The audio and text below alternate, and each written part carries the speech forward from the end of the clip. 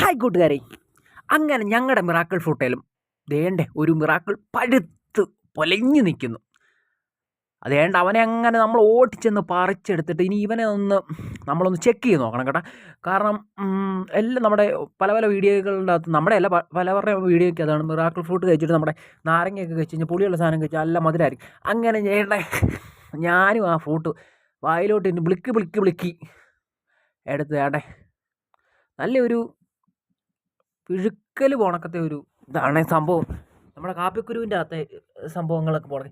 അങ്ങനെ ഞാനും വേണ്ടേ വായിക്കകത്തിട്ട് ഉറിഞ്ചി വേണ്ട കുരു എടുത്ത് കളഞ്ഞു. ഈ നമ്മുടെ നാരങ്ങ നാരങ്ങ എൻ്റെ കയ്യിലുണ്ട് കേട്ടോ. നാരങ്ങ എടുത്ത് നാരങ്ങയുടെ നീരങ്ങോട്ട് വായിലോട്ട് ഒഴിച്ചു.